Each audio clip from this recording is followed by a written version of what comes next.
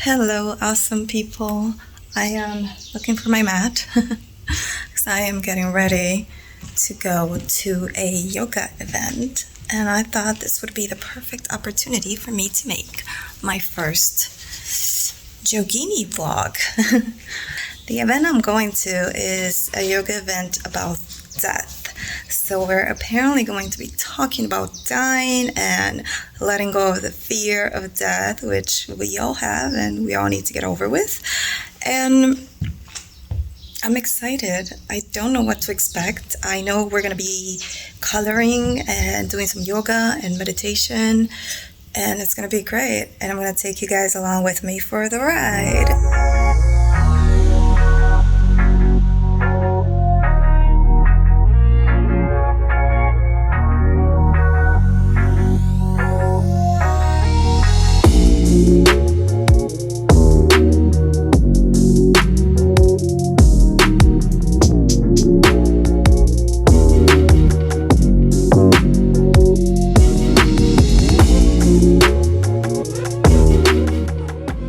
Hello, awesome people. So, let me tell you about the yoga event I did.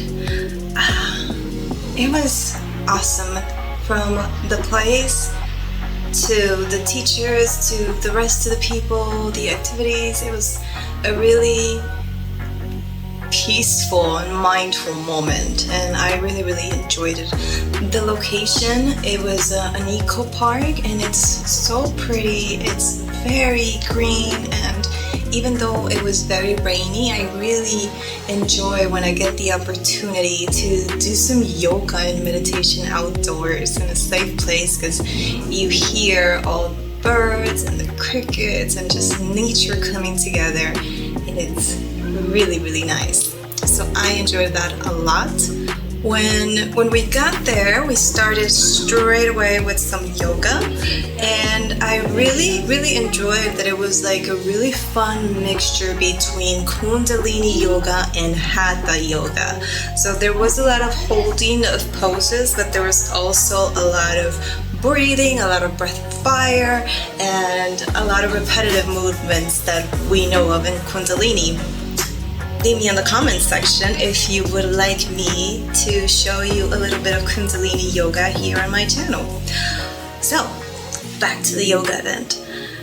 We did about an hour and a half, I think almost 2 hours of yoga, and it was really mindful. After the yoga, we meditated long. It was a nice long meditation. Throughout the meditation, he encourages us to visualize how things decay and turns to dust, and that basically out of dust life is born, right?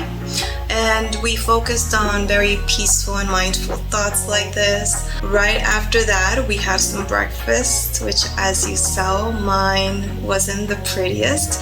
They actually provided breakfast for everybody. I didn't eat that because I'm vegan.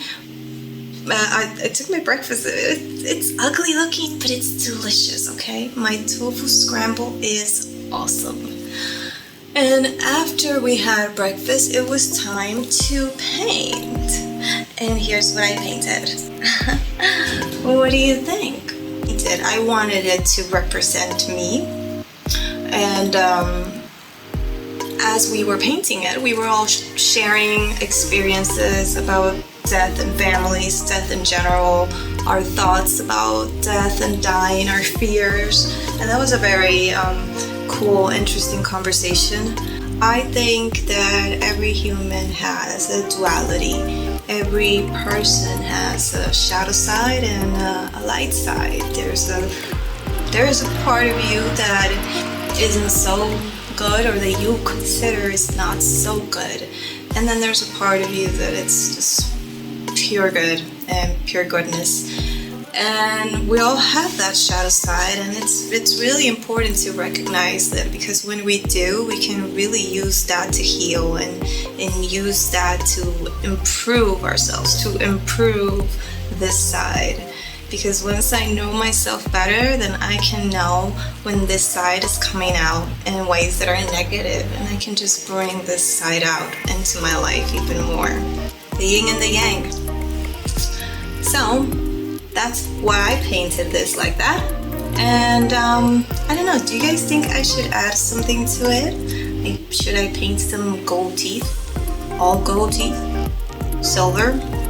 Or should I just leave it like that? Let me know what you think. Be nice, okay? I'm not a painter. So here's what I think about dying. I'm an atheist, and this is what I believe, or what I know. When I die, my atoms are going to continue to nourish and breathe life into this planet. And that's because energy can't be destroyed, and so it doesn't get destroyed. Whether I get cremated or buried, my cells will decay and they're gonna nurture and be food for all kinds of critters on the ground, bugs. And then rain will wash me away. If I'm cremated, the winds will carry me away. And I'm going to end up by rivers and the oceans and become food for creatures of the oceans, and back to the shores, become food to creatures on the land. And the circle keeps moving like that. Once those animals have ingested my atoms and my cells, they're eventually going to die, and the circle starts over. It doesn't really end there. Some of my radioactive atoms are going to be turned into gases that cannot be held by gravity. And so they're going to escape into our solar system. Some of them will be trapped into Jupiter's orbit. Some of them are going to get thrown off and out of the solar system. So I am literally becoming back into oneness with the universe when I die. And I'm okay with that. I think that's a very beautiful way to think about death. So that's what I believe as an atheist. I of course have the utmost respect for all religions and all beliefs and forms of dying. You don't have to believe what I believe. This is just what resonates with me, and it makes sense to me, and I like it, and I just wanted to share it with you because maybe it resonates with you, maybe there's something about it you like. I would hope to one day get over the fear of how I will die. I do not fear the afterlife per se, because I don't actually believe in an afterlife the way that some people do, but I do fear of how I'm going to die. That part to me is a little scary. But the silver lining to this is also a little bit of science, a little bit more research is needed. So it is theorized that in the moment that we die, we produce a chemical in our brains called DMT. And this DMT is the one that is responsible. This DMT is the one that is responsible for near-death experiences. So it's responsible for the light tunnel and light beings and angels. And I'm not saying that it's not valid what they're seeing.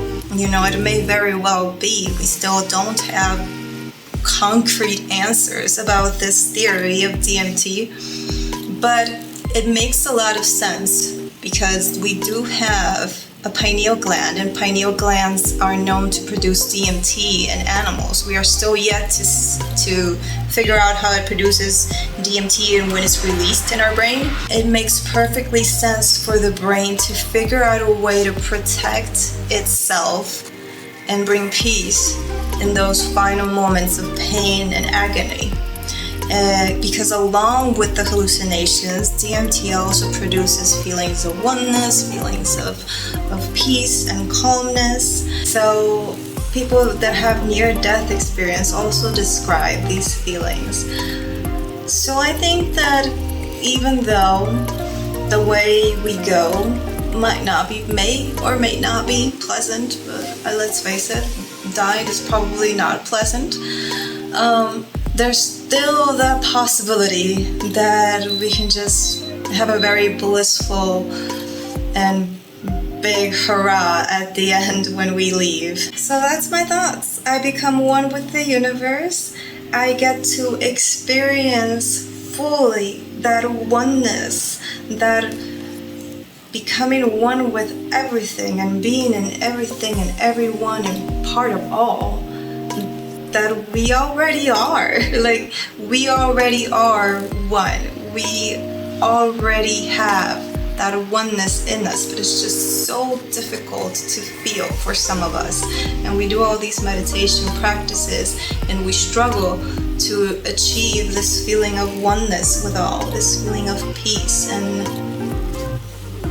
maybe all we need to do is just wait for the right moment when the struggle is over and let it go and become one with all. I hope you have enjoyed this video and I hope you got some good stuff out of it.